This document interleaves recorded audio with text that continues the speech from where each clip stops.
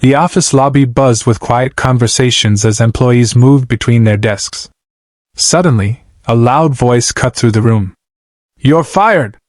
I've told you 100 times to do your job properly!" Everyone froze and turned toward the source of the shouting. Standing near the reception desk was Tyler, the company's arrogant operations manager. In front of him stood Mr. Daniels, the elderly janitor, holding a mop and a small bucket. Mr. Daniels had worked quietly in the building for weeks.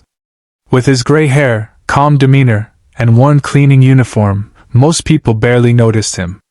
But today, a small spill near the front desk had triggered Tyler's temper.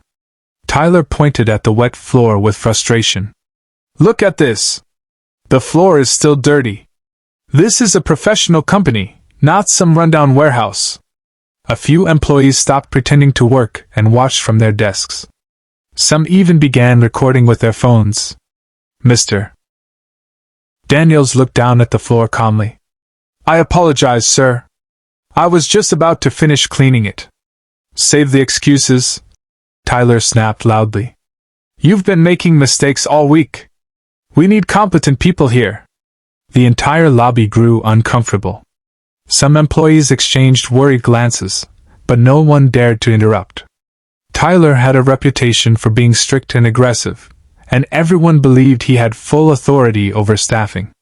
Mr. Daniels stood quietly, showing no anger. "Pack your things and leave," Tyler continued proudly. "You're too slow for this company." The humiliation hung in the air. Before we continue, if you enjoy stories with powerful lessons and shocking twists, make sure to like this video and subscribe for more. Mr. Daniels slowly leaned the mop against the wall and removed his gloves. "Very well," he said calmly. Tyler smirked, clearly enjoying the attention. "And don't forget to leave that uniform at the front desk," he added loudly.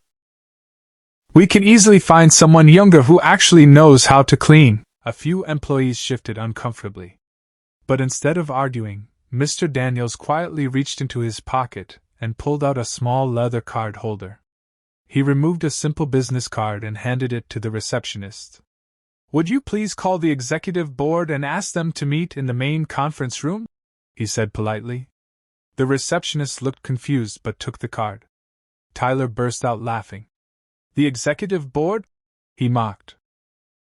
"What are you going to do, complain about your janitor job?" But the receptionist's expression suddenly changed. Her eyes widened as she read the card. The room fell silent. 10 minutes later, the elevator doors opened and several senior executives hurried into the lobby. They didn't greet Tyler. They walked directly toward Mr. Daniels. One of them nodded respectfully. "Good afternoon, sir. We received your message." Tyler's confident smile slowly faded. The executive turned toward the employees watching in shock. "Ladies and gentlemen," he said clearly, "allow me to introduce Mr. Harold Daniels, the founder and majority owner of this company." A wave of gasps filled the lobby. Phones slowly lowered. Conversation stopped completely. Tyler looked like the floor had disappeared beneath him. The janitor he had just humiliated owned the entire company. Mr. Daniels folded his hands calmly. "I recently returned to observe how the company culture has changed," he explained. "So I decided to spend a few weeks working anonymously around the building." He glanced around the room. "I wanted to see how employees treated people when they believed those people had no power." The employees listened carefully. Then Mr. Daniels turned to Tyler. "And unfortunately, Mr. Tyler has demonstrated exactly the type of leadership we cannot allow here." Tyler immediately began to panic. "Yes, sir, please. I didn't know who you were.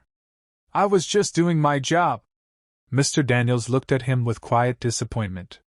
"That's the problem," he said calmly. "Respect should never depend on someone's title." The room remained silent.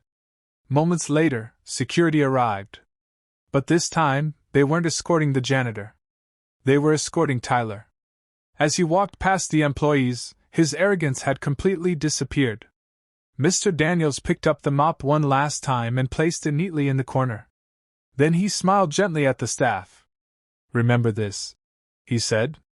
The way you treat the people you think are powerless says everything about who you truly are. The lesson spread through the company faster than any email announcement. And from that day forward, no one in the building ever looked at the janitor, or anyone else, the same way again. If this story surprised you, don't forget to like, share, and subscribe for more powerful stories about justice, respect, and unexpected twists.